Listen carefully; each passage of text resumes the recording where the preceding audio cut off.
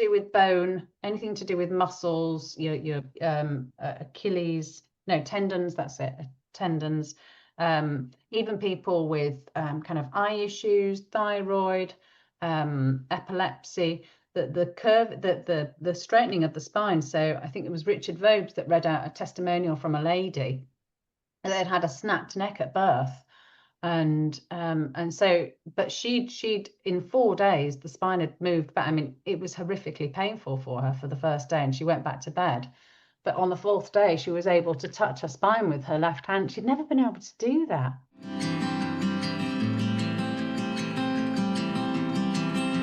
Hello, everyone, and welcome back to another episode of Wild Woman Podcast.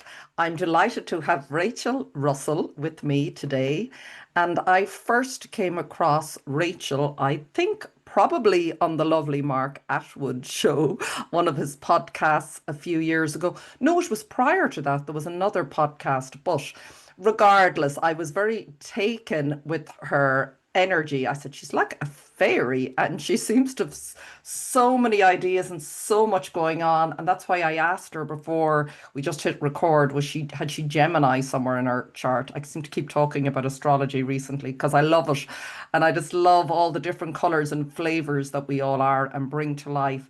And that is Rachel. I mean, it's definitely, I asked her to just send me a little bit of background to herself so I have a flavor. And I went, whoa, I have never met someone who has what I would say, and I'll ask Rachel to talk about it, is it straight away came to me that every single one of her life experiences has all been so important in who and what she is doing now. It just was like, wow, how each experience has led to the next. But I'm just going to pick a couple of lines to read from it because there is no way I could sum her up. I'll leave her to do that. I won't do her justice, but today this, I suppose, gives a nice flavor. She's a speaker, a facilitator, an intuitive guide, and she works with people across all walks of life who are ready to reconnect with their own rhythm, which love, love, love that word, release outdated labels, live in their natural flow to enable the next phase of humanity to flip back into utopia and to remember who we are as powerful, magical, and ever evolving souls. Oh my God. I think I just light up when I read that. So thank you, Rachel. Welcome. Welcome. It's so lovely to have you here and your lovely stove in the background. Thank you very much, Silly. It's so lovely to connect, isn't it? And the magic is everywhere. It really is. Yeah. You said something beautiful there at the beginning before we record something about the miracles. Can you say that again? I just said it was so beautiful. The miracles, something that has come to you in the last years around surrounding yourself with our passion, following your passion, is it? Yes. Well, yeah, because we can manifest through intention. And I think, like do like The Secret came out and it was all kind of like, imagine your hand around the steering wheel, and it was all kind of very egocentric. And I think, yes, you can want lots of things, but what do we need? And I think, energies and wherever we are in life shows us, what our passions are. And what our passions are is so individual and so unique to every single person. But when I go to passion, when I go to inspiration, it equals miracles. Just miracles happen. You're driving down the motorway, you're going to meet X, Y, and Z, and all of a sudden, it's 11:11, and it's there's all these double numbers everywhere. And it illustrates to me that I'm on the right path. And so I'm always asking for signs, and kind of I observe things a little bit more these days in terms of kind of what happens in every moment and where are we. And I ended up having a good laugh at myself many years ago when I was getting divorced, actually. And the best way I could cope with it was to do 2 hours of meditation every single morning, and then I'd go for a jog. So I'd get up at like 4:45 in the morning and do 2 hours of meditation, go jogging, and then I'd go on the tube, because it was another thing was coping with London and all that nonsense. But the 2 hours of meditation, and it wasn't, I wouldn't call it normal meditation, and I don't know really what meditation is. It was just being still in my thoughts, not trying to stop my thoughts, because that's pretty much impossible. Your mind goes off on this little train, And you suddenly think, oh my goodness, how did I, that's hilarious. How on earth did I get to that thought? Or sometimes that is not my thought. Where did that come from? It was something maybe slightly negative that had led me on a kind of a train of thought, the consequences. And you end up kind of having a laugh at yourself because we think the most funniest things sometimes, and it's our subconscious that really rules us, to a certain extent. Mm, And it yes. was, all these thoughts that were coming, and the train of thoughts, but just stopping myself and just having a laugh, and getting a sense of humor about yourself, like where on earth did that come from? And I have no idea. But I tell you what, Mm. it was magic because I was able to kind of really focus in on who I was. So I went off to do Mental Toughness University. I did all the brain retraining. It was a John Assaraf because I followed him, and then I learned about Joe Vitale from The Secret people, and Joe Vitale had done the Ho'oponopono with Dr. Hugh Len. And so I popped over to Ireland to do a course in Ho'oponopono, which actually aided all my divorcing anyway. That was the kind of start of that one. But yeah, it was, This all came out of you getting divorced, this stage. Is yeah, yeah, just incredible. But I mean, that sounds like, to even have that level, I mean, of focus to go to get over my divorce. I sat down, I meditated for 2 hours, and then and I went for a run. So you obviously have a very active, well, you were able to sit and meditate for 2 hours, but you obviously are very focused when you decide, okay, that understanding of yeah, where I yeah. put my focus is, Yeah. how I'm creating my life. You can just get so busy with everything because life just gets busy. And I think when Mm. we just stop and do nothing, because your brain the whole time is telling you that, oh, you haven't done that yet, or you need to stop meditating because it would be really interesting to watch this again, or I haven't done that, or oh, I'm really tired, I actually really want to go back to sleep again. But I would just sit there. Yes, sometimes I would fall asleep sitting up, and sometimes I would just laugh at myself and all my funny, crazy thoughts.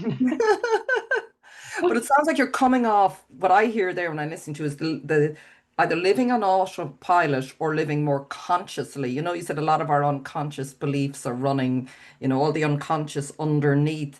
And it's a very, isn't it? Once you sort of click into that or log in, as I heard someone say, you can like, don't, if you log into all of this, all of these thoughts going on, Yeah. you can be carried off, as you said, in a million directions. So it's sort of, it's a lovely way to look at it, the sort of being nearly the observer. And what am I consciously? Did it shift? Was that always there for you, that sort of awareness around living very consciously versus, you Mm. know, your Yeah, unconscious I, running the I, show?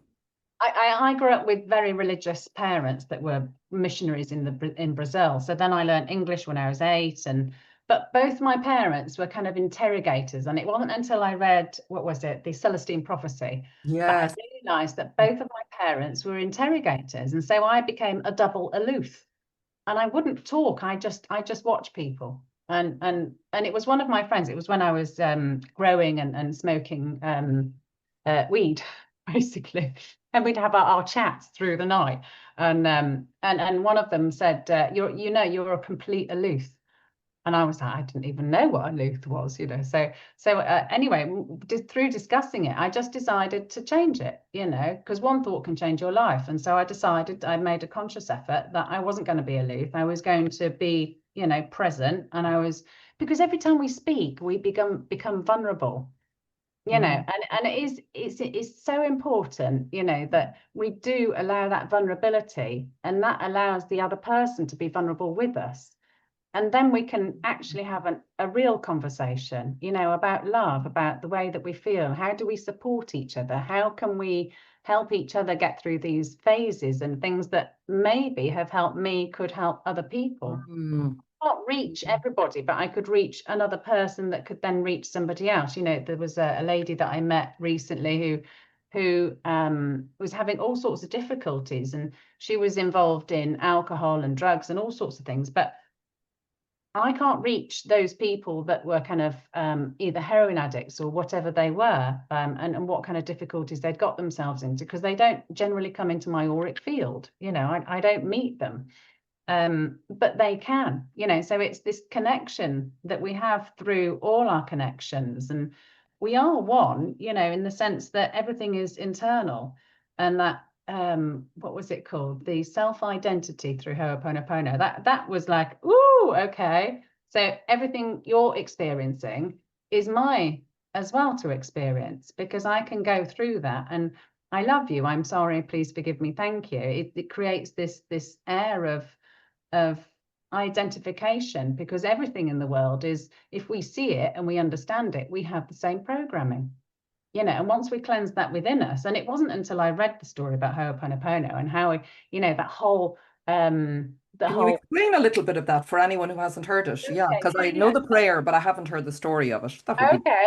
But it was so there was this a prison. It was the worst prison in the world. It had the worst psychotic killers and all the rest of it. So plants wouldn't grow, paint wouldn't stick to the walls. They had problems with staffing and all sorts of things. And this chap came along as a psychologist to go and be in the prison and do his thing. But the conventional way is to meet all these inmates and all the rest of it. But he didn't meet them. He decided to read their files and feel what had gone on with the stories, and he would cleanse the story. So he would cleanse inside what he understood as the programming that they'd gone through. So the Katie Byron, loving what is. So for people that have been abused and things, that it was a big turning point in my life when I realized that people are just trying to give love, but they have their own version of what they think love is because of what they've been taught and what they've gone through in life. But okay, so he took their files and he cleansed them. And bit by bit, 6 years later, long story short, the whole facility, the whole prison was completely shut because it wasn't required. Everyone had started taking, I'm getting chills. Everyone had started taking responsibility for their own lives, and it grabbed me, and I thought, there's something in, I don't get it. I don't understand, what this is all about, because obviously having kind of like religious parents and Yes. growing up with the church, and my dad being this kind of like, you've got to do I hated the podium kind of side of things, because everyone has their own journey to go through, and I found him such a hypocrite in certain ways. We all ask for, in my opinion, I think we choose our parents and how we come into this world and what we need to learn. And that was definitely, I don't want to go down that road, basically. There is something magical about this world. And yes, there is this, this almighty energy, that there's an intelligence, a real intelligence to this world. And the miracles, that I spoke of, when we go to passion, when we go to our inspiration, that just everything falls in line. Like sometimes I can't plan things because I know that it will just fall in place completely. But the fact that this whole facility, this whole prison was completely shut down purely because everyone started taking responsibility for themselves. And I thought, yeah, so I've practiced Ho'oponopono ever since, and there are other methods as well, but it's based in love, and there's been a real lack of love. We've been taken over for thousands of years, there's I know. And we even use, I love what you say about that has become a drive. And I had to learn that. It's so interesting how you say with your father. I believe that too, and everybody I know has their own perspective. And it depends where you are in your life. You might go, I didn't choose this, because there are days I go, did you really choose this? But the minute you say that, when you just said that there about your father, it's like we're living in a world of duality, so you have to experience one to know the other. So how could you know that like this couldn't be woken up maybe in you unless you experienced, as you said, the podium and the religion to go, this isn't for me. And they're like little signposts, aren't they? It's like little signposts going, okay, this is the path Rachel's on, and yeah, whoops, she's over here. No, no, no, this isn't her path. We'll veer her off. But it might be for someone else. And isn't this yeah, the beauty when we come back to our passion? I am passionate about that too. That yeah, when each yeah. of us follow our own passion and our beat and our rhythm, when you use the words rhythm, we just light up the world for everyone else, not just ourselves. Isn't that Exactly. the key? It isn't selfish. Every time I hear people talking about being selfish to, maybe, do what you want to do, but it's coming from a different place, isn't it? It's not this ego, you're doing it from a place of love when you've found that, when you've met that. Because in every day there's always something to fix, isn't there? Every single day. And I know Mm. through, you know, either health or through emotion, you know, there is always something that we're working on. You know, we've all got individual lives, you know, life happens, you know, whether it's, you know, people that are ill around us, whether it's, you know, but the magic that comes, I think a really lovely example was I was having to take my father, who was, you know, up to the hill with this recent thing, and he got cancer, and so he wanted to go to his what would you call it, radiation therapy, whether you call that therapy or not, I don't know. Anyway, but I was praying, you know, or ho'oponoponoping the whole way, which is that I love you, I'm sorry, please forgive me, thank you. So I was driving him, and we got to the hospital, you know, and I didn't have my mask on. It's all right, Dad. I'm whatever the word was. What was it? Exempt or something, is it? Oh, No, exempt, or was there some word? Yeah, exempt. people Yeah, got it's all right. I'm exempt. Don't worry. I'll explain myself. But as we went into the hospital, the Queen's Hospital, you know, just thought this is ridiculous. There was this huge grand piano with a note on top saying, "Please play me." And so, and I love playing the piano. I love cheering people up. So I dragged the last chair that was available in the waiting room. It was full. And for an hour, whilst he went off and had his radiation, I was able to cheer everybody up, you know, and people were, the staff were coming out of their rooms and videoing it. And there was a couple that came down the corridor and sang the Snowman with me, you know, just all these lovely little things that happened, and you change the atmosphere completely. Mm. Those kind of things. Yeah, that's so beautiful. It's just like if you embody that yourself, which is a job in itself, it does shift, doesn't it? It Yeah, shifts yeah.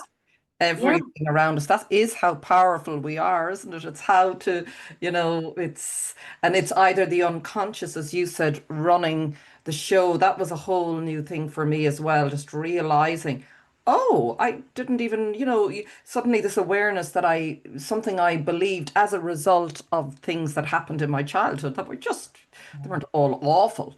But it's just realizing that, isn't it? We're sort of from the minute we come in, we're sort of taken over, whether it's culture, society, systems. And it sounds like for you, when I was reading there, you really well, I'm guessing now, I'm asking you this, a turning point. You said that you were, I think, expelled. Was it from school and you went to a boarding school? And your sort of this independent spirit burst out. So yeah, It was was, that I think it was more the rebellious side of me. Like, rebellious? Okay, yeah. absolutely, do I? Yeah, no, no. And Did you feel that as a child? Like, did you oh yeah, feel growing up very, oh, like tight, or how would you yeah. experience what it was I, like for you I, growing up? I think at the time I physically hated my parents. I hated them because of all the emotional turmoil that I'd gone through. I did blame them. And I remember going to two different boarding schools. One of them had the carpet around the swimming pool, and it was very posh. And I said to my mother, I said, if you send me here, you'll never see me again. So I was very What adamant. age were you then? 13. But you know, there's all sorts of different experiences that I'd gone. I tried to commit suicide at 12, and I was in the hospital for 3 days. And this isn't a poor me story or anything, but you know, and there was a baby called Kimberly that was in there, and the mother wasn't there. The mother was like, I don't know whether she was too busy and the nurses were too busy to look at, and it just cried the whole time. And the only time it would stop crying is if you held this baby. And so I ended up holding this baby for 3 days, and it gave me a reason to live, and it was quite magical. So my parents bought me a horse that, you know, so that I could look after something. But then getting expelled from school, I went over to boarding school, but I was so looking forward to it. And then I had my holidays with my Doesn't teachers. sound so the opposite. Most people are, oh my God, I don't want to go to boarding school. And what was it? What was it about that shift from your older school and going to boarding school? Because that would sound to me more repressive almost. Wow, do you know, well, normal school was, and I see it as the buildings in which they've created for these schools. I mean, there's Lucius, I mean, that's a whole nother side of thing to that. But the way in which they construct it is for the aura, you know, and you're taught to fold your arms, you know, and this diminishing. You are not individual, you are, it's all the same, you know, and we're going to teach you that, you know, this profession is your label, and there was all that nonsense, and I hated it, and I was very dyslexic, so learning for me was really, really difficult until I was at university, and then I figured out how to cure and sort out all the dyslexia side of things. But there was a process of I didn't want to go to church every single day, and I didn't want to kneel in front of my bed. And I remember my mum, because I was bullied coming back from Brazil because I was black and I couldn't speak English and I was learning English, and so the children didn't understand me. There was a girl that gave people sweets if they wouldn't talk to me, and for 2 years my whole life was horrible. And I didn't enjoy it at all. So there were all sorts of different things going on. I mean, I'm so grateful for that, because I'm very inclusive of people now who feel left out. So it's given me awareness, and that is magic. That's the inspiration that I've got from that. So you take something that is incredible, from a lack, whatever we call it, and turn it into something good. So where was I going with this? But yeah, so at Or school. free spirit, or the shift from maybe the normal school yet into boarding school, and how Yeah. that. And boarding school was, it was full of free thinkers. That there was, you never heard the phrase, I can't do that, I can't afford it. There was just all these possibilities. Yes, there were still the labels of, becoming a vet, or becoming a, something along the lines of, what society deems, responsible, or, doing something good for society, doing your bit, kind of thing. But I really enjoyed. It was in Baldersby Park in Yorkshire, and so I called it the Sandcastle, and so we'd stay, because that for the aura is incredible. It helps in the growth side of things. And for me, I didn't have to go to church, and I literally could hide in the cupboard on a Sunday with my Walkman on, as long as I made my bed and everything, and it was all fine. But I'd hide in the cupboard with my Walkman on, listening to music, and I didn't have to actually go to church. And I found that really exciting. It's just the little things in life. It really is. But yeah, Yeah, and that sort of fed, yeah, obviously, yeah. this free spirit. Like, can you just mention as well, like, it sounds like so many gifts for you, like between music, you talk about music and then dyslexia. How did those sort of come together? Or was dyslexia just sort of, was that the sort of, with reading, or how did that present itself? Or how do you see it now? Because I know you've gone on and done a lot of work around that. It was firstly my memory. I mean, when I was at boarding school, I would literally be taught trigonometry every single day. By the next day, I'd forgotten it. The next day, I'd forgotten it. Next day, and it was just, and I couldn't understand how I just could not retain information. And it was actually being jabbed up hugely, so I was born in England, moved to Brazil, but then coming back. I mean, I was so ill as a child, from all these, must have been these things Mm, basically that mm. they give to you. But both my brothers were fine. They were born out in Brazil, and I was the only one that was born in England. But Ah, okay. but I think going to and from the country. So yeah, so being very ill, not having and dyslexia. I think the music side of things, it was so logical for me. And I moved to boarding school. There were 30 piano rooms. It was a music boarding school, and so when you did homework time at night, so you'd have to be, I think it was like 2 hours. It felt like forever. Two homework in the evening. So you had your whole school, and then you had your dinner, and then you had prep, which was your homework time. But if you played an instrument, you were allowed out for the last half hour to go and play musical instruments. I mean, not that I always played them, because I'd go into the toilet, open the window, and go and smoke on the top of the roofs,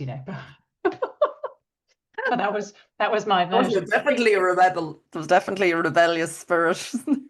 Yeah. I am not. Yeah. I Yeah. don't this world.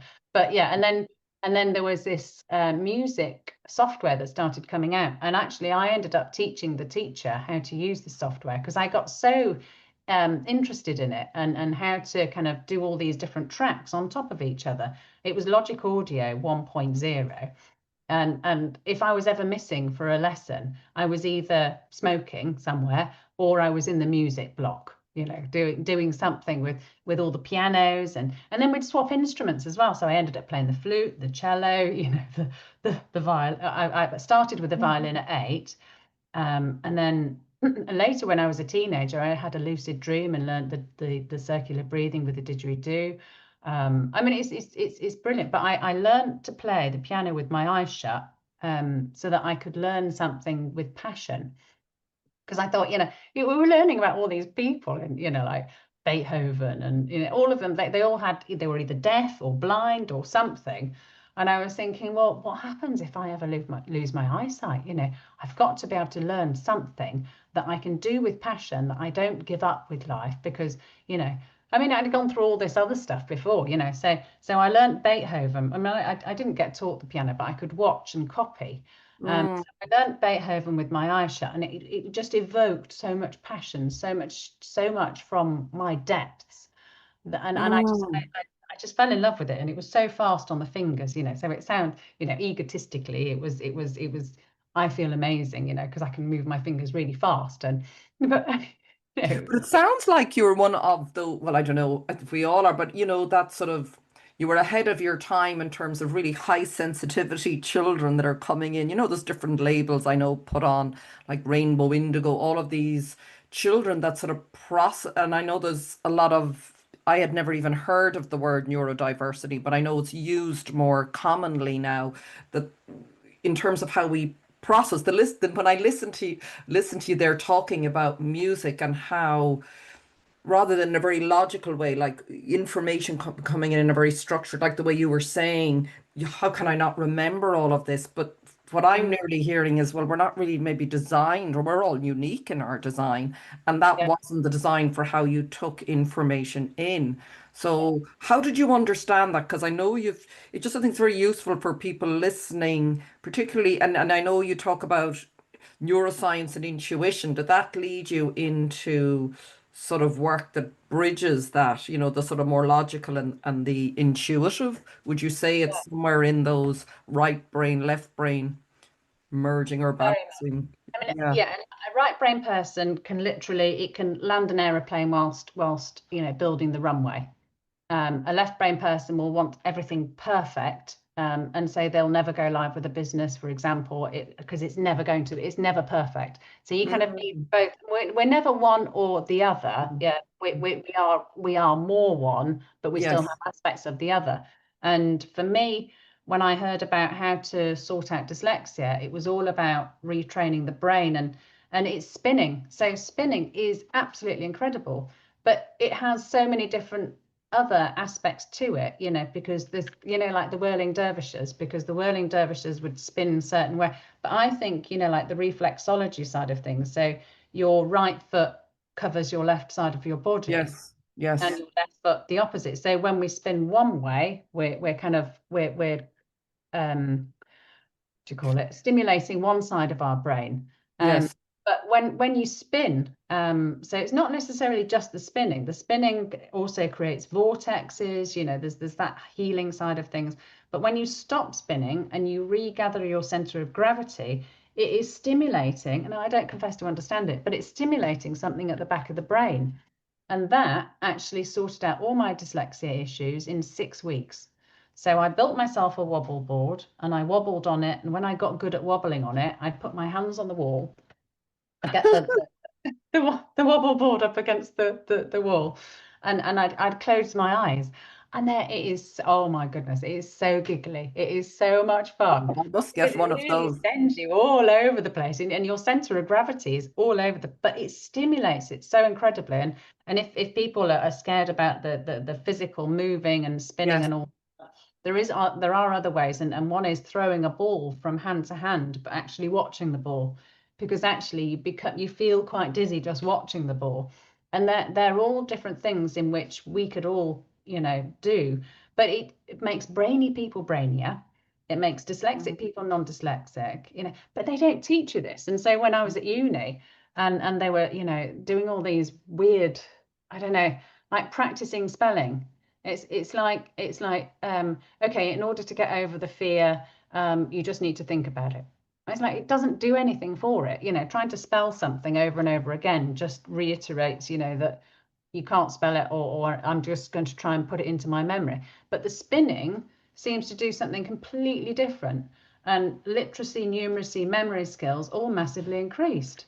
So I Wow. thought, well, I can remember everything. I don't forget anything. I can spell everything. Like, there's literally nothing stopping me, because it was always oh, I can't, I don't know if I can do that. I'm dyslexic, and standing up in front of people and reading, was like, oh, But you know what you've described to me, and it's even like when you said about playing the piano and without, and closing your eyes, is that we're sort of, it's opening up this sort of nearly what I find like this, like a cage around your mind. So we're in this very sort of limited way, and we're not designed to process or function like that. That when you open it up, however you want to look at it spiritually, or your inspiration, or however, we are inspired, is not in that sort of very fixed repeat, repeat. I often feel like if you think the great music when you play, or when I wrote a book, it came from just sitting in this flow coming through, this flow came through. And then, yes, I had to structure. Okay, I have to sit down and write. I can't just sort of, but it would never have come from the way, you know what I mean? It just seems like it's so important, that understanding. We're not really opened up, are we, to that way of learning, and the wobble board as an example. Like it's, exactly. But it improved my left brain side of yes. it, because and another trait is, Your right brain. left brain, sorry, I always get this confused. Left brain is the logic and the right brain. I'm left-handed, I so I think suppose, I'm more connected to like how you remember left and right. yes. Because if people that think it's left, it's like, no, that doesn't spell the L. So if I do it that way. Oh, But yeah, left is logic, and right yes. is your creative side. Um, but yeah, so the logic. So a right brain person will listen to audiobooks and can absorb the information through the audio. A left brain person would much rather be a bookworm and physically reading. And for me, that it just tires me out, just physically reading. So when I'm Mm. getting the business cases from the teams, I'm asking for an audio version, please, so that I can listen to it over and over and over again, and understand and think about, what pieces are missing from this puzzle. Because I ended up being a consultant, a project manager, and Yeah, take us through, because I'd love to hear about the projects and what you're doing now.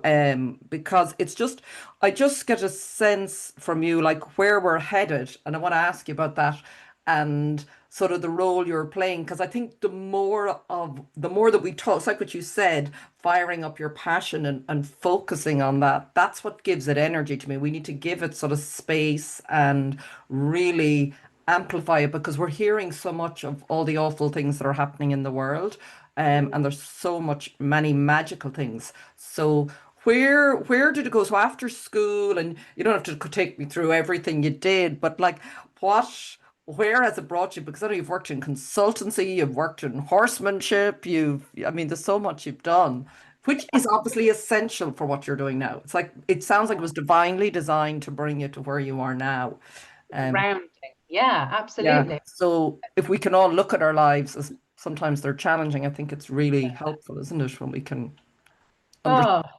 Oh, the trauma that we can go through is incredible, actually. Mm. When you're in the middle of it, it's not fun. It never is, but there's a way in which you can work around that and see it as all internal, and just give love. And there's all sorts of, I've had trauma therapy, which really started changing things for me, because I'd carried, this angst for so long, and I'd buried it from being a teenager, and it was like, I just shut it down, and I'll get on with my life. But But all, that's, yeah, and that, it all rises up, and you just got to deal with it. And I did, and I'd asked lots of different people, about all these different therapies, and always keeping an eye on kind of like which one would I pick if I really needed to sort myself out. And actually, I met this beautiful lady, and it was 3 hours of trauma therapy, literally working with the aura, working with kind of writing things, drawing things, burning them, but then coloring in kind of my own aura and feeling it and talking. It was literally 3 hours, and I felt incredible afterwards. I mean, it was magical. I didn't have to talk about the issue, go through all the mm, trauma, because I think you step into these kind of environments, and you basically you understand that you've got not just 5 issues, you've got 50 issues. Um, you know, mm. but, so I that you've didn't been want to open that can of 20 worms. years. Yeah, exactly. So But many that's cans. often what keeps people from it, I think. And I find that quite sad, but everybody they, they're all on their own journey. But I'd kept an eye on kind of like different ways in which I could resolve things. And so I did the trauma therapy, but I could ground so easily, and I could give love to a tree, and all these birds would just flock to it, or I would just have hovering birds above me that it just, okay, this isn't normal. And the chickens were going mad, at this point. But so through the trauma therapy and building teams as a consultant, I mean, I'm going all over the place here, but working with people, through my dyslexia, I realized that I was above average, with working with people. And I am a Libra, is my main star sign. So I'm quite I wouldn't even say level-headed, because I'm a right brain. So it's kind of side, always trying to equalize, but kind of being a bit extreme in some Yes. ways. But Mm. I've always approached things a very different way to most people, like the natural horsemanship. I didn't agree with shoes on their feet, and I learned to trim the hooves, and I decided not to put the metal bars in their face, and learn the horse's language, rather than us imposing our own kind of whatever it Mm. is that we do with horses. So, and then through the project management in kind of working with different teams, I always said, like, this is the way in which most companies and most people operate, but I say it's chocolate, and we melt it so that we're all actually working from the same level, except we've all got we're all a different cog, doing our little bit, but we Yes. are all equal. There is nobody that's above or below. I am no guru. I'm just living my life, but I embody certain things. So I was thinking about this the other day. I play people on YouTube that kind of really evoke, that beauty, that inspiration. It doesn't really matter what they're saying, but they almost bring this kind of energy. There was this chap, Ken Wheeler, and he talks about all sorts of things, and I don't understand everything he says, but he's very interesting as a person. But he talks about all sorts of very famous people throughout the world, and Tesla, and how Einstein got it all wrong, but he just evokes this kind of environment. And I know you can you can buy like air from where monks have been meditating, and you open it up and it changes the whole energetics of Wow. the room. Or you Yeah. paint, like Mark Atwood has been using the minerals on his walls. Yes, in the healing center. I know I've been up there. I know it's amazing. And the town is even different. I mean, I'd say that to people. It's in Boyle and Roscommon, the west coast of Ireland, if you're in Ireland or want to pay a visit. And it's phenomenal because they now opened up a spa and they've had their first retreats there. But I've been up in numerous times. But the last time I went up and I said, God, the road, and this is the impact we can have if you're, listen, this is how powerful, this is the consciousness and the energy. I usedn't feel that, but when I went into the town, I feel happier, I feel lighter. And I put it down firstly to the people, which it is too, because of their energy. But suddenly there's flowers where there weren't flowers. And across the road, what I remembered as sort of a derelict building is this sort of an arts centre. And then everything looked different. So this is and Mark had said that I think it is to do with, yeah, I don't understand it, but I just know the impact it has on me and how I feel. I think it's isn't it? It's the water and how he's done a recent show on it anyways. But and that's running Minerals through the building, the minerals, yeah. Minerals are intelligent, water Mm. intelligence, ether, Yes. plasma. Mm. There are so many different things that normal science, because you can't see it, it doesn't exist apparently, but it's the same with the magnetic bulbs, there is an energy to this. And where's my Yes, I have one here. We'll just talk because Rachel has so many different inventions. So, in terms of what you're working on, what is your passion currently? Because you're involved, I know, in so many projects, and maybe talk about a few of them. And I know I get so excited when I talk to people like you because I go, this is the future. What's happening now this is what we're creating and more. I think many people like you maybe have come from the future. I don't know where you've come from, but you've come from somewhere with knowledge that we need to get us there. Even though I know it's probably all now and time is an illusion. But yeah, I get that feel from you. It's like, so yeah, Do Well, please. I did on the 11th of January this year, actually, I did this QHHT, which I thought was quite magical. The quantum, Quantum healing, isn't it, for anyone who hasn't heard of it? Quantum yeah. healing And hypnosis technique. you're supposed to essentially go back through your lives, basically, and assuming it's human lives, that's kind of what I thought, might happen. But no, I was under the ocean, everything, all our beings, whoever we were, whatever we were pulsing. And it was just this love, and my eyes at the time, my eyes were streaming because the beautiful divine love that I felt, and this pulsing, it was magical. And that's the foundation of who we are. That is who we are as humans, and our internal light. So we are our ego, we are our soul, we are our physicality, but we are so much more. And it's encompassing all those things, and that's why I love going to the passion side of things for the miracles, because what for me makes me tick isn't the same as everybody. So listening to something that makes you just go off in your imagination into the most beautiful realms. And so recently I've been helping and working with different teams, basically, to restructure the British Isles, basically. So I basically. How did you get this image? I know you mentioned it before that you were here. Well, part of your work is to restructure the spinal column of the British Isles, and some people might say, "What is she?" And then others will go, "Great, go, Rachel. We need you to Yeah. do that." How Well, did that come about? Just tell us how that came about, oh my goodness. Well, or did it come as a message, or how did you? I don't. I'm trying to think how it all occurred. So there's always been like if I've had an illness or an issue, we've so Tony and I, we got together, we lockdown love kind of thing. We reconnected. Lockdown love. Lockdown love, yeah. So we reconnected after That's a 20 odd book. years of That's a knowing. book. Yeah, well, we lost contact. We reconnected, and kind of, yeah. So we fell in love, and we've been together ever since. So it's over 5 years now with the lockdown love. But he's a double Gemini, born the same day as Trump, but he's a genius. He's a genius behind the scenes, and I'm the right-brained one, and I'm very fire, and like, he keeps me grounded, which is beautiful. Unique grounding Yes.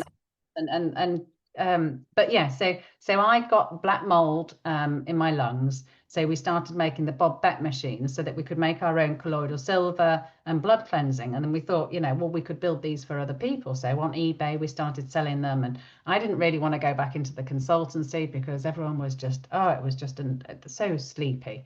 I couldn't.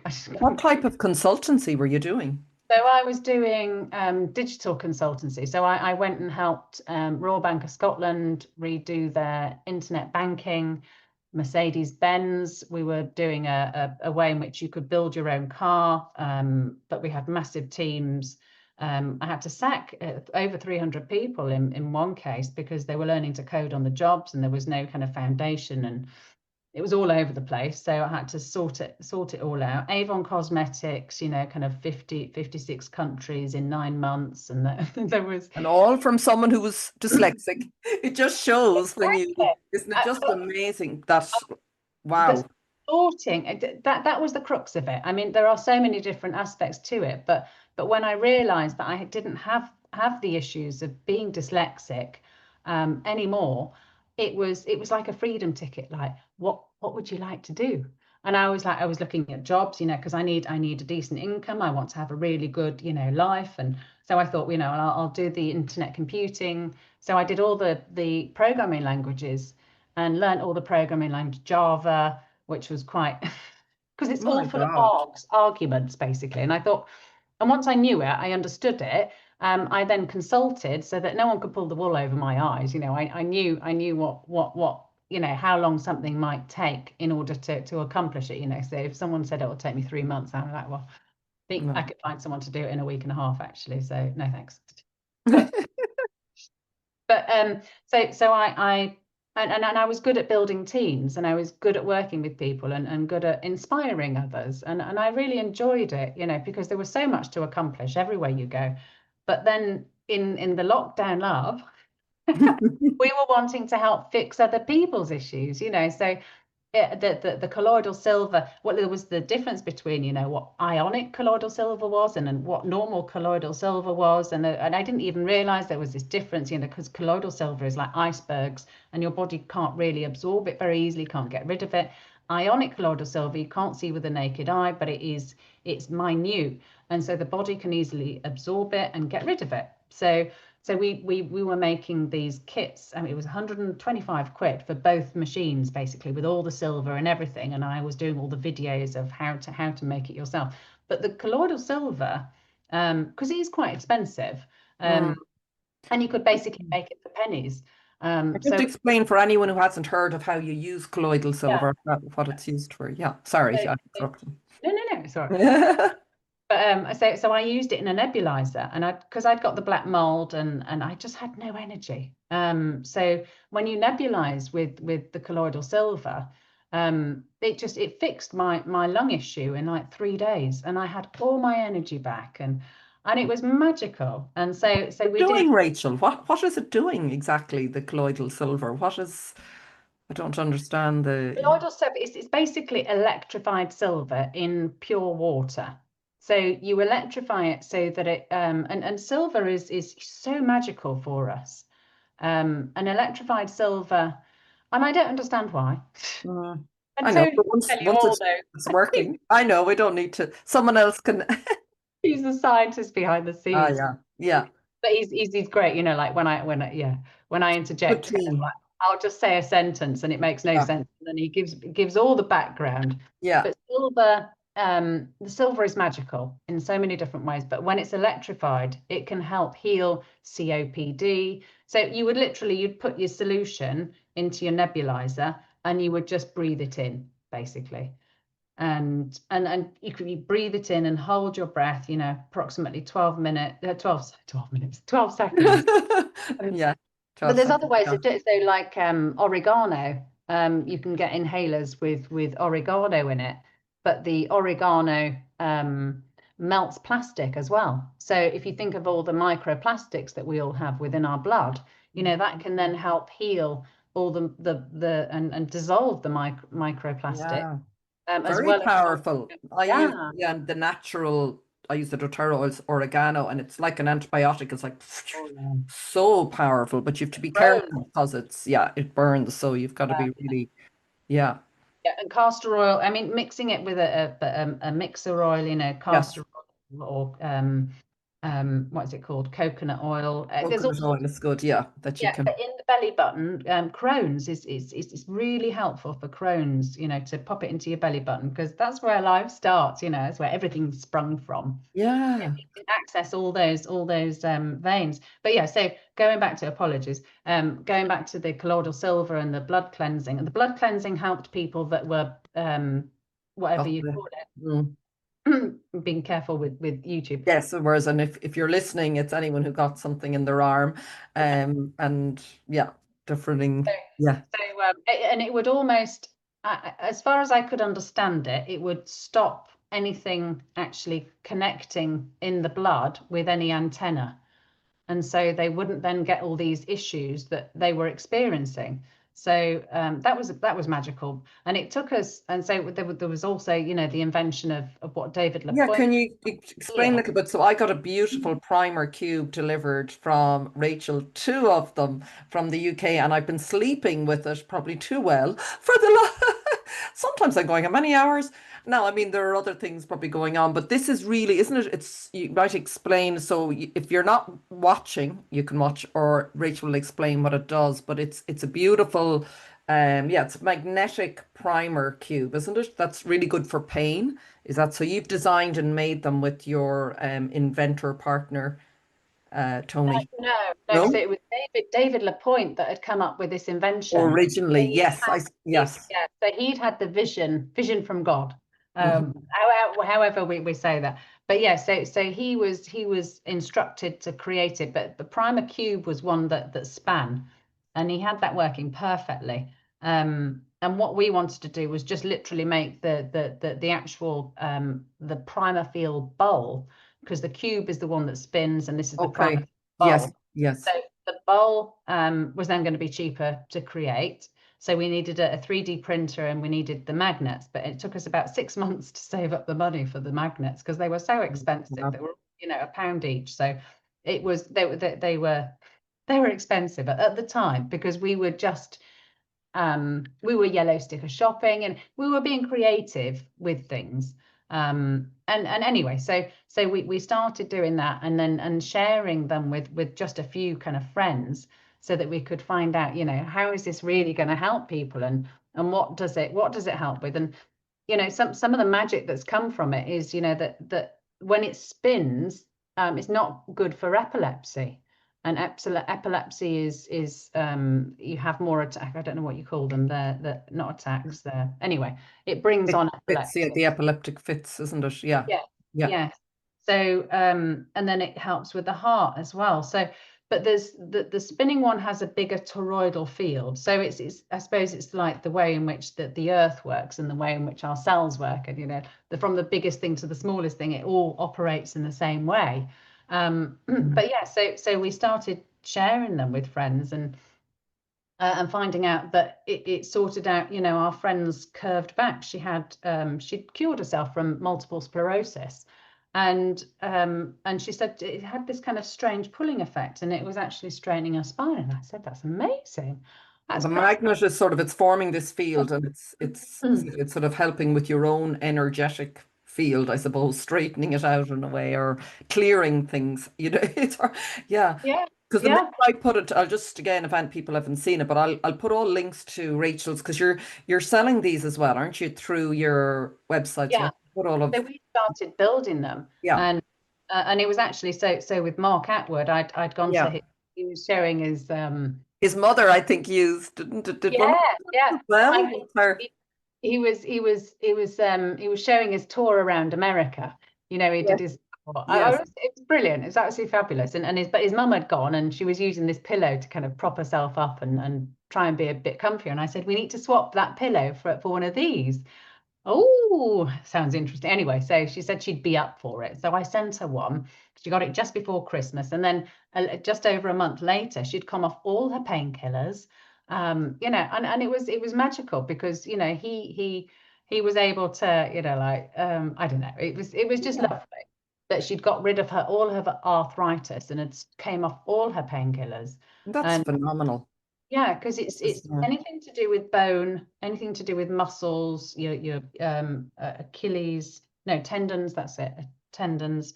Even people with kind of eye issues, thyroid, epilepsy, the straightening of the spine. So I think it was Richard Vobes that read out a testimonial from a lady that had a snapped neck at birth. And so, but she'd in 4 days the spine had moved back. I mean, it was horrifically painful for her for the first day, and she went back to bed. But on the 4th day, she was able to touch her spine with her left hand. She'd never been able to do that. Wow, that is phenomenal. But Phenomenal. on Yeah. painkillers the whole life, and she'd sat on her nerves, and they'd all gone offline. So when they came back online, that was the excruciating side of it. But You it's have to go through the pain, don't you? That sometimes when things are getting better, it's like, yeah, yeah, the pain yeah, is a part of that, of the like healing process. Or sometimes we suppress it, going, I don't want to feel the pain. But that's what a lot of our medical interventions do, don't they? They sort of stop the healing process, which, and sleeping pills are a really good example of that actually yeah, because what you do is you don't actually get that deep sleep with the sleeping pills, and so it actually physically stops you from healing, which I thought is oh just God, it is seriously criminal. yeah. um And so how did, yeah, that I think I heard you or I heard someone saying that. I said, yeah, that it, we don't realize how it important, even, the stress, isn't it? And constant doing that's what I sort of learned after cancer as well, is only when I was stopped in my tracks could my body start to do what it needs to do. But it can't do it. When we're all so stressed, running, busy, busy, your body doesn't get the time. The body can heal from anything, can't it? I truly, really yes, can. Really and can, given the we're right bombarded. environment. Yeah, we're bombarded. And it wasn't until I was doing the blood tests last year that I saw how clogged up everybody's blood is, because we're constantly bombarded by, the microwaves, the radio waves, the Wi-Fi, And then there's so much in our atmosphere, and the hydrogen, because we are 70% overall water, we're 99.9% water when you zoom in to each cell, you know, because we are literally 99.9% water, but then we're also ether, we're also plasma. And so this affects the mitochondria, which is like the powerhouse of the cell. So it's like the body can get on what it needs to do just with ease. So it enables the body just to work, because also our atmosphere is condensing. So the electromagnetics are becoming more and more intense. And so what I feel this does is that you just absorb the electromagnetics from it into the body as to where it's required. And so the body is really good at then just moving things, you know, like the mycelial network. There isn't a heart issue or a kidney issue or a liver issue. It's a water issue. And Yes. water then is our blood, you know, it's the way in which then that kind of flows around the body. Cayenne pepper for certain people, you know, is a really good idea these days. But the hydrogen water, the minerals are so important, because so many people just don't mineralize or have fulvic minerals, or coming off the knowledge about coming off pharmaceuticals or drugs and things, you know, is selenium and fulvic minerals. There's high doses of those, or you could do there's a book called the Niacin, The Real Story. And you can take high doses of B3, which is the niacin, and that you can come off drugs, either pharmaceuticals or normal ones. And then the Bob Beck also does this brain tuner that resets your, I call them dolphins, but I always confuse myself, but it's the endorphins, that's it. Oh, the endorphins, yes. Yeah. Because once you take drugs and things, especially the hardcore ones, your body stops making its own endorphins. And so that can be turned back on within 40 minutes with the brain tuner. Because it seems that that's part of the problem. Well, not we all know, but you know, the system, if you look back, isn't it? Was I always got, remember the Flexner report being mentioned to me years ago. For anyone who's never heard of it, I think it was in 1910, the Flexner report in America, which was when medicine changed from, you know, herbalism, naturopathy, homeopathy to the more pharmaceutical model, because it was sort of, that's where the money was. And I'm not writing off every pharmaceutical drug, but you can just trace what starts to happen. And then when you become so over reliant, I suppose that's the fear, as you're saying, how do I come out of some of the, like this, there is no other way. I'm on this now and I'm living and I'm surviving, so everything's great. It sort of keeps you in that system. So it's really good to hear you talk about ways that we can support ourselves, because out of fear and years maybe being on something that is giving a certain level of health, but not vitality. Like it's like keeping us alive as opposed to vital, isn't it? And that's the difference. For the first time in my life now, in the last years, I'm beginning again. I mean, I've a long way to go. Detoxing, coming out of old ways of being, of living, of everything. It's a detox, isn't it, on every level? That's what I'm finding, mentally, physically, emotionally, spiritually. And then you become vital rather than just alive. And Yeah. that seems to be a lot of your work, because you ooze vitality, Rachel. Like you're just, you know, you got to be, we wouldn't be too good now if you were lying there in pain telling us about all of these I know, but wonderful inventions. when I was in pain, I wasn't Yeah. in my, I was off, you know, and I was dreaming what this world could be, and you know, imagining these connections, and imagining, you know, just you know, like with these projects, because it's a lot. Yeah, tell us a little bit about these projects as well. Sorry, I know I'm probably jumping around with you as well, because there's so much you're doing. So the projects you're working on now and your dreams for where you want to go with them, please. Yeah. And I think, so, you know, like the energy side of things, you know, we have to be on the national grid and all this nonsense basically. And I think what I've understood really is that I'm sick of fighting. We just want to create new, basically. So we need to sort out the education for this country, but we need to start somewhere. So I'm you know, it's a loan of a lot of money basically. So I want to take over Tartaria buildings to re-energize the etheric capacitors, which is essentially the free energy. So if you look on like the spires of churches or castles, or there was originally, and some of them have had them taken off. And Buxton in Derbyshire is a really good example, because they've kept all the original electromagnetic capacitors to catch the energy and transmute it into energy, free energy, essentially. That's why. So basically, it was I watched this thing it's called the Integratron, and it's a way in which you can collect. So A few words that I've never heard. I love the word. I mean, Integratron. No, that sounds like Rick Rubin. Sorry, I don't know if you ever heard. Is it Rick Rubin in America? He's got in grammaton or something like that. He's some sort. He's a creative. Sorry, I won't go off on that. But he uses a word in grammaton, something like that word. And Yeah. it's things he posts he put up, and they're always disappearing. He has a podcast. He talks a lot about creativity. I think he's a well-known creative or a producer or something in America. But just the way he thinks is and talks about creativity is amazing. In Yeah. grammar, yeah. Sorry, go on. No, So I think on the body design, but no, what was it? The body, what was the human the design? human design, yes. I'm a manifestor fire starter, so I think I'm just here to ignite people, Well, literally. you do that. You're Yeah. igniting me today speaking to you. But I also have your primer cue beside me. And I said, before I came on, I was feeling a little sorry for myself because I have a bit of a sore eye and I was a bit tired. I went, my God, I feel very energized.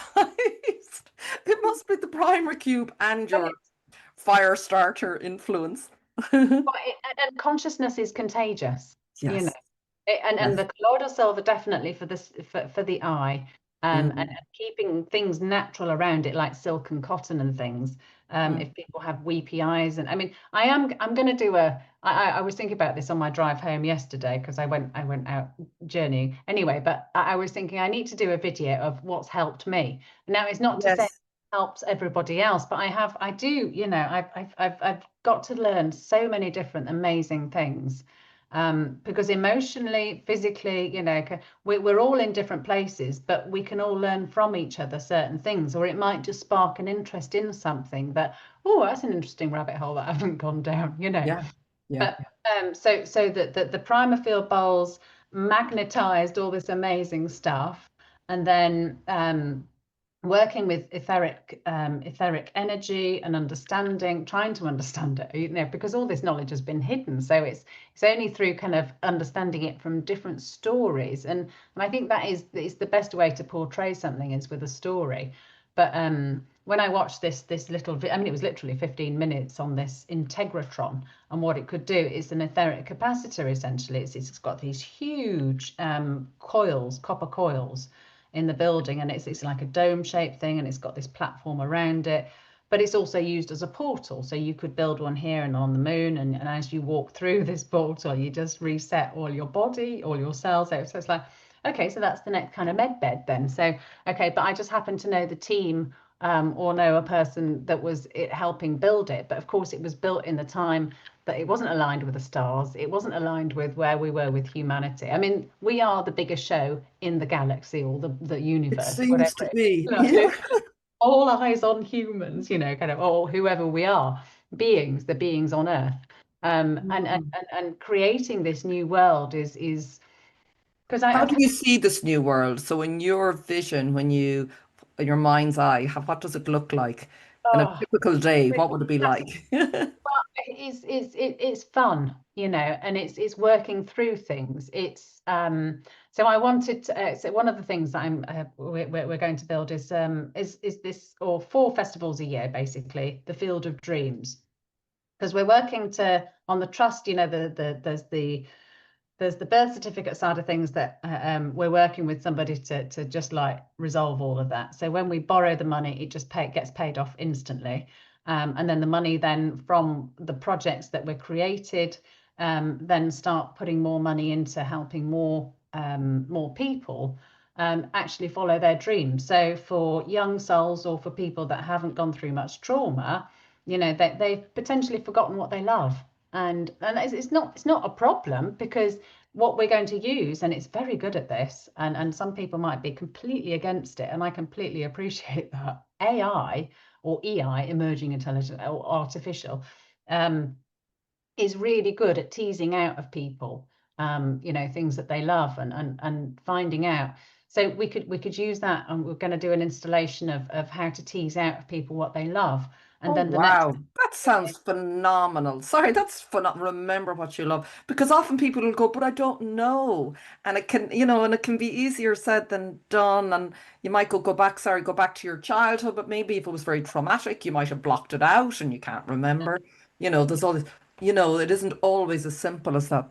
Okay, Yeah. sorry. So continue with that. Oh my God, that sounds amazing. That will just change the world in itself because, Yeah, that's just one of the won't things. it? But also, I mean, yeah, and then for people that know what they love, then they can go on the progress of, how would they then put that into action? What would they do for humanity? How do we team people up, left and right brains, and that magic can really start to be created, and we can create this new world with ease.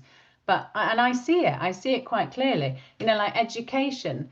If you ask children to create their own schools, and you can have maybe 10 different types of schools, and they can go and visit each one and find out which one they want to go to themselves, or they could just do like one for one semester. But 70% of what they're taught is just indoctrination, so we don't need 70% of it.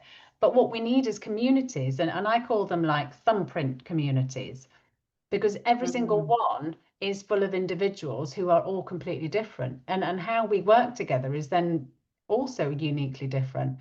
So everything that we're doing, from the magnetic bowls to help people, we created the private research association so that we could put the money back into invisible energies, and understanding how can we further ourselves with this life. And so that's people that it doesn't they cost a lot to build, but some Mm. of the money goes then to helping us further and understand how we can better humanity. That's the joy of it, and that's what I'm so grateful for.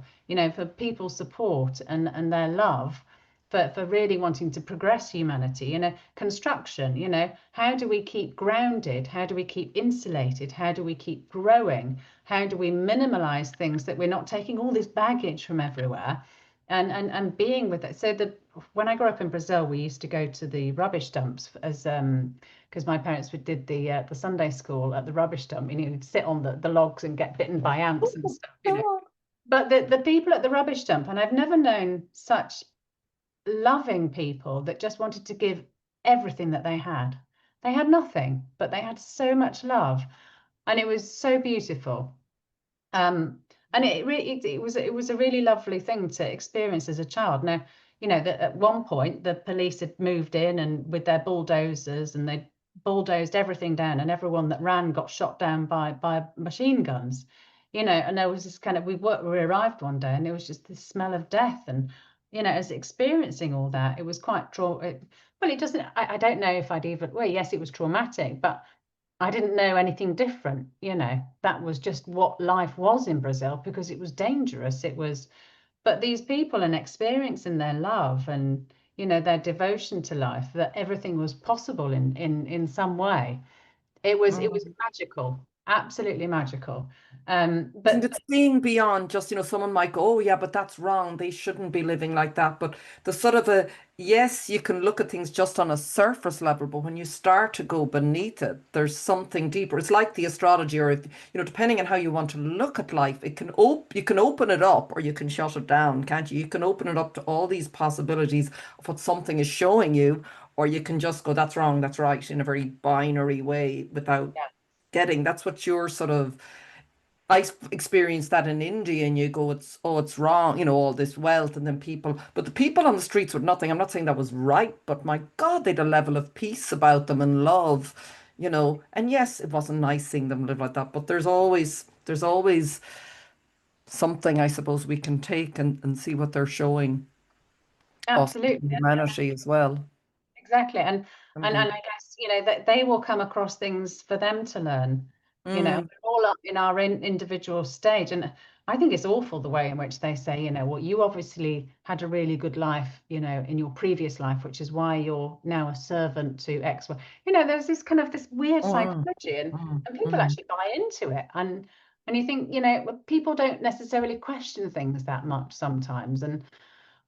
I've definitely always questioned everything, But it's and I like the extremes, yeah, you have bringing us into maybe because I keep getting the message. I don't know how you see it in terms of communities that were really designed to live in very small communities. That to me feels more natural, tribal, sort of where, and you've probably heard of Michael Tellinger in One Small Town, is it? I think that's, I know there's lots of different models, but it yeah, just seems to be this idea where, and I heard someone else talk about another community. Yes, it just lit me up. I often get visions of it living like a small tribe.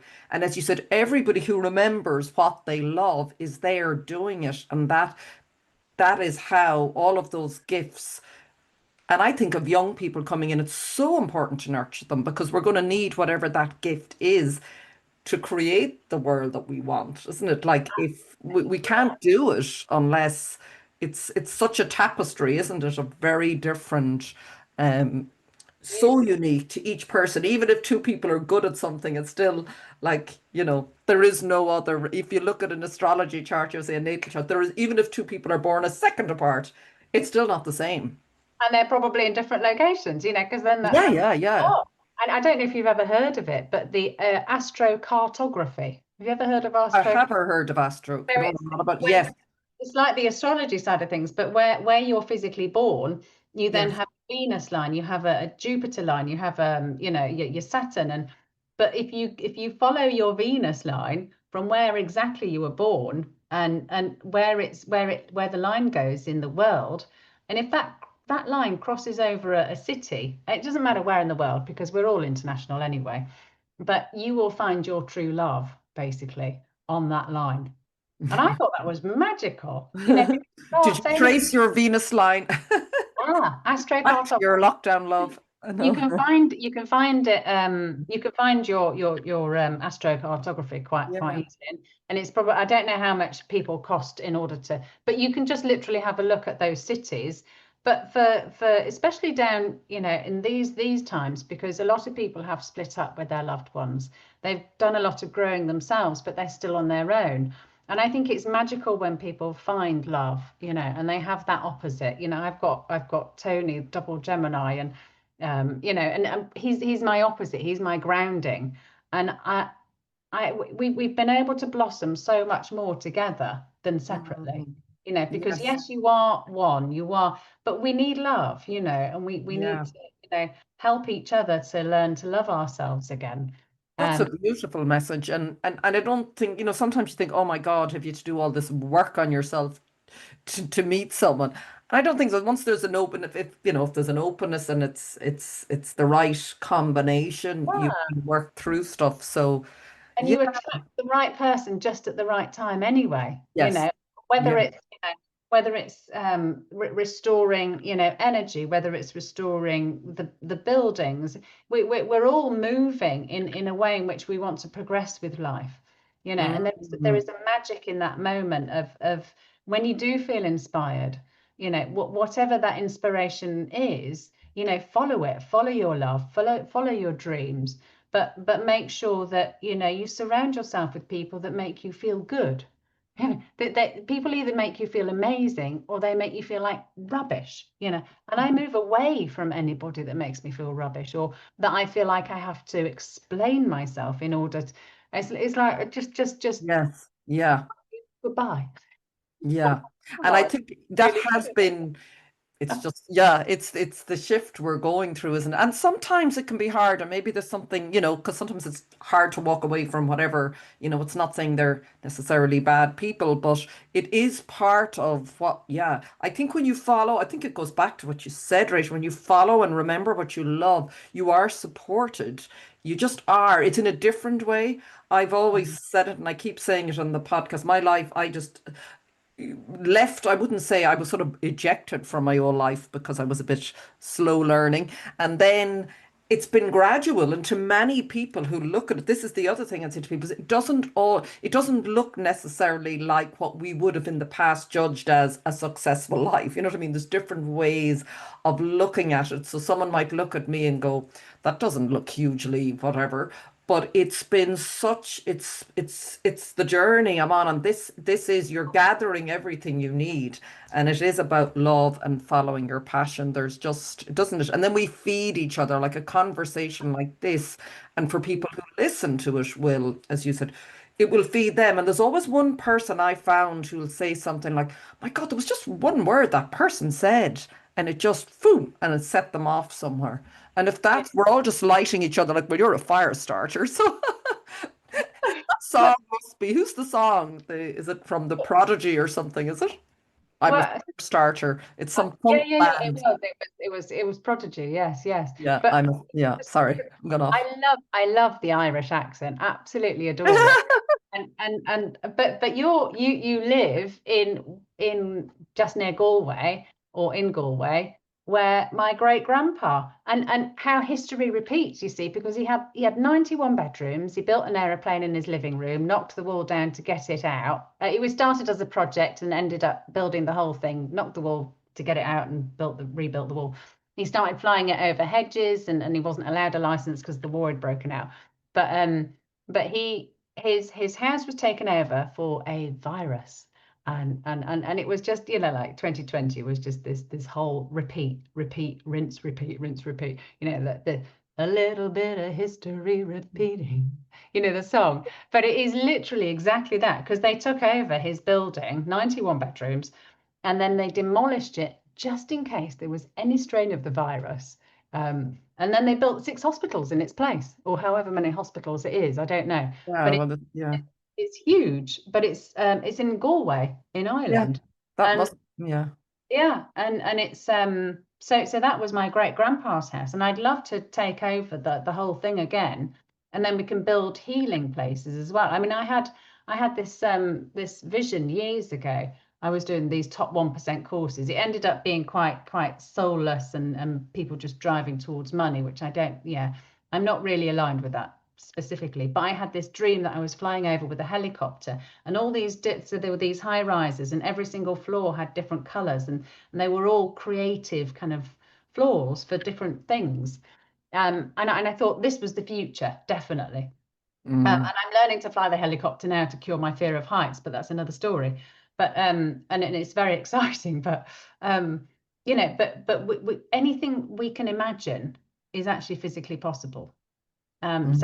I imagine taking over those buildings and either destroying them or really creating beautiful healing retreats and, different things in different places. But the British Isles really need sorting out, because we've got horrific schools, we've got horrific work, we've got, people that have their labels. In fact, I got out of my label because, I'm a digital consultant, and everyone thought that was lovely. And I was a success in the family, because I'd been like this truanting kind of crazy person, and finally I'd got myself sorted. But I decided to rename that as I sing to chickens. So that's what I used to tell people when COVID came along. So we got all these chickens, and they loved being sung to, as do, oh my God, do you mind if Mm. I just, No, no, no, do please. so there was this a lovely, beautiful presentation I saw by this Japanese chap, and he had the polytunnel full of tomatoes, and it got a hole in the polytunnel, and all these tomatoes had got blight, and so he decided to go and find out what he could do to fix this. So these farmers had said, you need to burn the whole lot and never plant the same thing ever again in the same place. So he thought, okay, well, that's not very good. Anyway, so he went back, and he decided not to do that. He decided to have a serious word with his tomatoes, and then he asked the soil to support the tomatoes. And a few weeks later, there was no blight left at all. And the tomatoes, the new root, new sprouts had started growing. And he took those tomatoes and he did a demonstration, basically, so he'd used the same technique over and over again. So this was obviously years later, but he was doing this talk. It was a tiny little tent, like just the smallest amount of people heard this. And he did this strength test. So he had people basically holding their hands down here, and Mhm. he would press on them, and they all of them, different types of people, big, small, didn't matter. They all fell over. And then he put one of his tomatoes up their sleeve. Now, he didn't use any compost, he didn't use any manure, he didn't use any electroculture, he used nothing. And basically he then did the strength test again. He couldn't budge them. And basically, like the biodynamics, I mean, they're all amazing, and the electroculture. In fact, I've seen strawberries flowering and bees around, in January. It just defies everything. It's brilliant, and I love this. But the Mm. strength, he couldn't budge them because of the energetics that had gone into those plants. Because we, Dr. Emoto, Vida Austin, they all show Yeah. us the Look power them of up, plants. anyone, if you haven't heard of them. Yeah, particularly Vida Austin on the water. Once we really get that, incredible. Oh, just absolutely phenomenal. Dew, rainwater, the way in which we can structure any water, you literally, I mean, you can restructure water with the magnets as well, or you can pour it from glass to glass to structure it.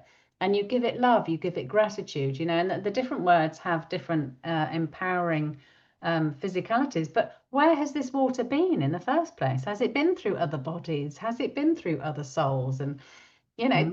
the magic of everything. But I thought it was fascinating that this guy, he just used meditation and singing with his plants, and that's all he did, and the magic that then can come from that, phenomenal, so we can take care of it. So that's what I want to do with food. I want to change the way in which we grow food. I want to change, because I was we were doing really well with the magnets and helping more and more people, and thanks to Mark Atwood, to Richard Vobes, because they've built up these beautiful audience, Yes. people that Yes. want to learn Yeah, different. exactly. I'm so grateful. But the possibilities of how we can change our environments, and how we then energetically just absorb that. I think I was telling you off screen, wasn't I, that there was this chap that had this X-ray, and he had 2% of his brain left. Yeah, he could talk, he could walk, he could eat, he could function completely normally. He had 2% of his brain. And then there's other people that have no left and right hemisphere, that it was one brain, but they can create their own portals and walk through them. It's like, Incredible. But it's just showing what is the function of the brain. I've often thought I've heard different ways of this. To me, it's almost like a there's this, we've put so much, what would you say, attention on the brain and the power of the, but it's not, it's like a processor really, isn't it? And it's like what is coming through is not just coming through the yeah, brain, I think, isn't it? It's so much more than a little bit. I guess I always, like we're I think the version of we're the walking trees.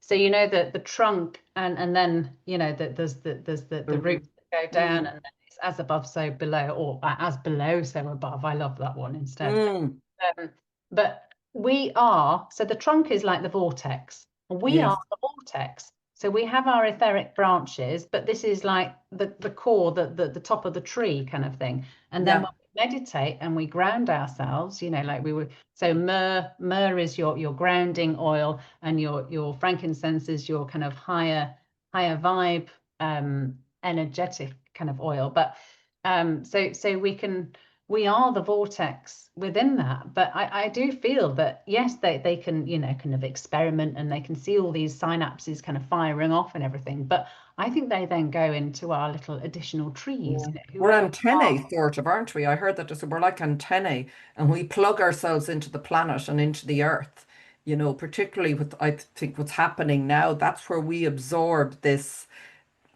energy life force that, we can sort of transmit out, but we need to be connected, don't we, on the earth. So, wow, I could talk to you all day, Rachel. Just everyone listening, I mean, you get a flavor of whether you're listening or watching of. I always feel it's not even down to, it is down to the conversation and what the person is saying, but what you feel from what they're saying is really what's so key, because hopefully it lights you up in your life to go, whoa, I feel so energized. I need to go off, and maybe I need to look at the primer cube, or maybe I need to look at water, or maybe it's something completely different. But I think we're all reminding, I don't know how you feel about this, but this, for me, with the podcast, we're all as Ramdas says, we're all walking each other home, but we're all waking each other up on the on the way home, and reminding each other of what is possible. Like you've reminded me of so much today that I know I'm remembering. It's not, that's, I think, the magic. It's not like, oh my God, this is something new. I'm really interested in the ancient, I don't know, I don't want to go off on a whole other tangent now, but just the ancient ways and wisdom being reawakened in us. Because I don't know if you feel, I feel that very strongly at times with my ancestors in a whole other way. Do you feel that's a big part of what's happening now? Yeah. This No, ancient wisdom coming. yeah, but Mm, but everything that's happening with the stars, that this is the time. yeah, You know, we are the biggest show of the universe at the yeah, moment. yeah, It's all yeah. eyes up on Earth. Everything energetically is lining up for us. And one of the things that these actually bring is that people are able to focus more on their journeying. They have better lucid dreaming, they have better visioning and more stability. They make better choices and things. But I think if you think about things that make you laugh until you cry, something that you find so funny, and then something that emotionally, like a piece of music or a thought that just makes you, so joyful that you do want to cry, or something that, but you can marry those two, and then, what can you then do for humanity? Um, Mm, all these things that are conjured up, and we are triggered in certain ways, and there's nothing good or bad, there's only thinking that makes it so. But we are getting these downloads, and I learned the circular breathing in my lucid dream, because I was asking myself, I mean, there's all sorts of things that I still don't understand. I was asking myself recently, what am I dreaming about? Because I'd gone through a period where I just couldn't remember my dreams.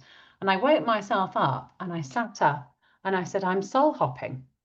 And I woke myself up saying I'm soul, but I have no idea what it means. I have no idea. It's just another journey, it's another rabbit mm. hole for me, potentially.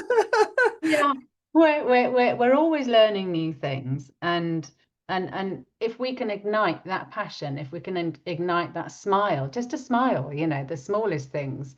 But laughter is so beneficial. I mean, laughter is the best medicine. And I was teaching my nephew and niece yesterday. I said, laughter is the best medicine. I said, for people that are really ill, they just need to watch funny movies all the time to make them laugh.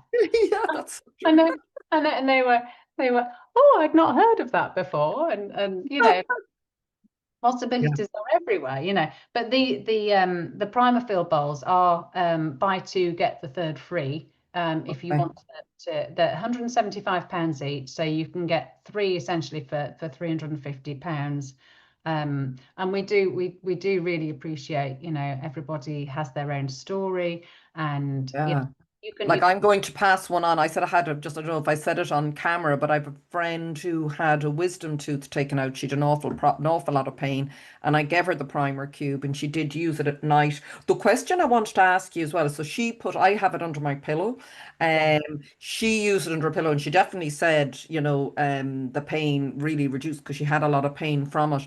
And you Mm. had mentioned before in one of your videos, I can't remember which, about having a stand or this Mhm. is what I wanted to ask you. You can get, is it because depending on where the pain is, you might want to angle it, wouldn't you? If you're not carrying it around. So what is it you Absolutely. suggest? Is it like a lap?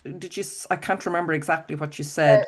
on the so it's how to use. There's a video on my YouTube channel, and everyone gets links to the YouTube channel when you get one. So there's how to open it, because it is Yes, I watched that one. It is quite, that's a little bit, yeah, you would want it to is, hurt yourself, but but they come beautifully packaged.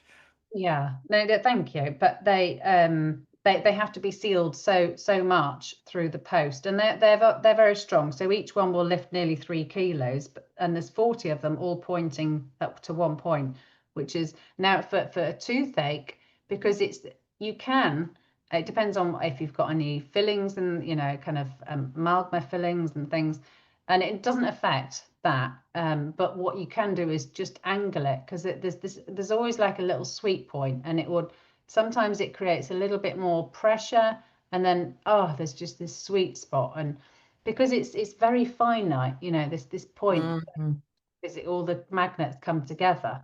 But what was the You question? were saying about a stand you can get, Oh, that's to yes, ask yes. where you, So the on laptop stand or something. Yeah, so on the video how to use your primer field bowl, there's a way in which you can, so it comes with screws. So, you know, these they're like phone or tablet stands, and they're like they've got the ball joint in them, basically. It's a long silver ball. And people think that I supply the ball bit, but it is actually part of the stand. So I take the ball bit off the stand and then I attach it to the different screws. And I show you in the video how to attach You do. both the silver the ball shape thing to the screws. And then, because I mean they're quite heavy, and Yeah. it's for a female's wrist, you know, to hold it in one place for ages, you know. There were, but yeah, so it can be really useful if you're doing it for your heart, you know, because magnets can also, you know, help repressed and feelings as well, emotions. You know, people have used Yes. them in therapies to you know um Yeah. get Yeah, get because those. it's funny, ever since I've had it, and I was bringing it everywhere with me, and then I stopped for a while, and then I'd had it on the couch, I think sometimes in the evening, and I could just feel, I can't even describe it, but that energy, there was something really, just a lovely feeling, like of pulsing nearly through me or something. And there's definitely been a lot of release of emotion, Rachel. So I don't know if it's all. Oh, I'm I have to glad. do Oh, it in waves. I have to do it in waves. But it's so powerful. I'm going to put the link anyways in the description box here. So do check them out.